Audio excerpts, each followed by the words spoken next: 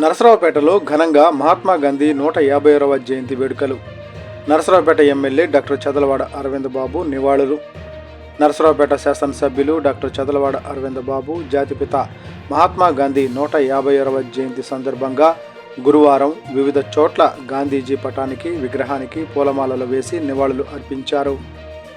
రాజకీయ, సామాజిక కార్యకర్తలు, పార్టీ సభ్యులతో కలిసి శాసనసభ్యులు ఈ కార్యక్రమాలలో పాల్గొన్నారు.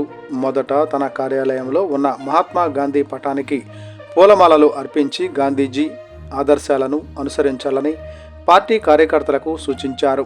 గాంధీజీ అహింస, సత్యాగ్రహ సిద్ధాంతాలు ఈరోజు కూడా మన దేశ ప్రగతికి మార్గదర్శకాలుగా ఉన్నాయి.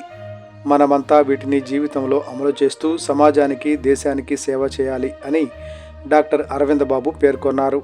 తర్వాత స్టేషన్ రోడ్డు, మున్సిపల్ ఆఫీసు వద్ద ఉన్న మహాత్మా గాంధీ విగ్రహానికి మరొకసారి పూలమాలలు వేసి గౌరవం చేశారు.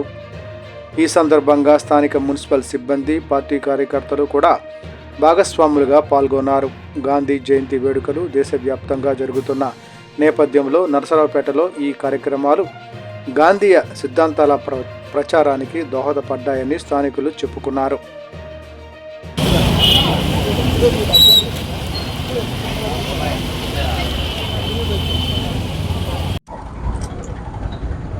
మీడియా సోదరులందరికీ కూడా ధన్యవాదాలు తెలియజేస్తూ, ముఖ్యంగా ఇవాళ దసరా పండుగ, మీ అందరూ కూడా దసరా శుభాకాంక్షలు.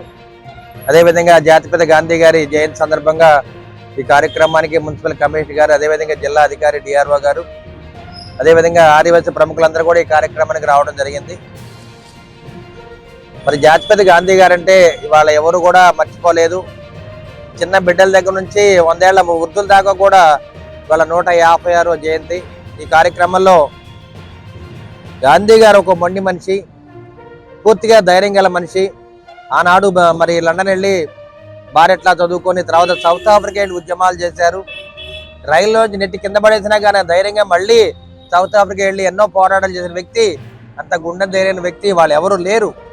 ఇవాళ మన సభ్య సమాజంలో ఎవరు కూడా అంత గుండె ధైర్యంతో ఉన్నవాళ్ళు ఎవరు లేరు. అదేవిధంగా పొట్టి శ్రీరాములు గారు కానీ, క్రిస్టి చెట్లు రోసయ్య గారు కానీ ఎంతో గుండె ధైర్యం ఉన్న వ్యక్తులు ఆర్యవైశ్య ప్రముఖులు అవ్వడం అనేది చాలా గొప్ప విశేషం, చాలా గర్వించాల్సిన విశేషం. ఇప్పుడు కూడా నేను ఒకటే చెప్తాను, ఆర్యవైశ్యులకు ఉన్న ధైర్యం ఎవరికి లేదు. అటువంటి గుండె ధైర్యం ఉన్న ఆర్యవైశ్య ప్రముఖులు ఈ దేవాలయం కట్టాలన్నా, బడి కట్టాలన్నా, గుడి కట్టాలన్నా, ఏ కార్యక్రమం చేయాలన్నా ప్రధానికి ముందుంటారు. కాబట్టి అటువంటి ఆర్యవైశ్య ప్రముఖుల వల్లే ఇవాళ ఈ ప్రపంచం, ఈ హిందూ మతం కానీ వాళ్ళు ఈ విధంగా కాపాడుతున్నారంటే మరి ఆ రోజు జాతిపిత గాంధీ గారు నాటిన బీజాలు ఇవన్నీ కూడా ముందుకు తీసుకెళ్లాల్సిన బాధ్యత మన మీద ఉంది. అదేవిధంగా జాతిపిత గాంధీ గారు చెప్పిన సూత్రాలు, అహింస అనే ఆయుధంతో ఆయన స్వతంత్రాన్ని తీసుకురావడం జరిగింది.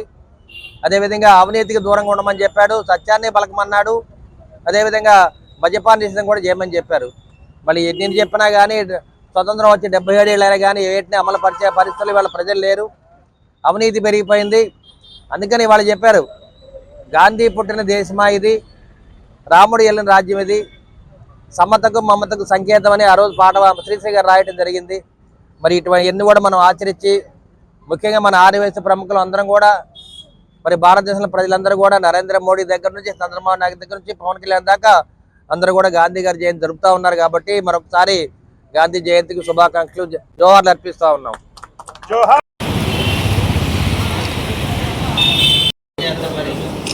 రెడీ సార్, అందరూ ఒకసారి ఒక్క నిమిషం.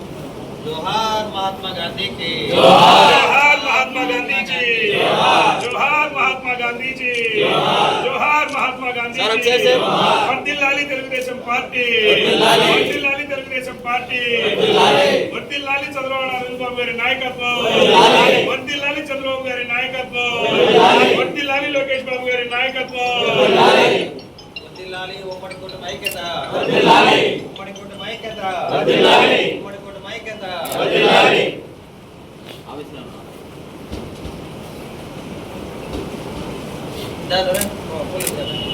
మనమా శివాయడి సుబ్బు కానీ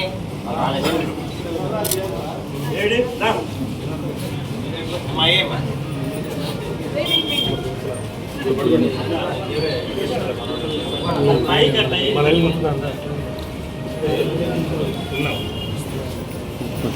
जोहार महात्मा गांधी की, महात्मा गांधी गांधी की जोहार महात्मा गांधी की जोहार जोहार महात्मा गांधी जोहार जोहार महात्मा गांधी जोहार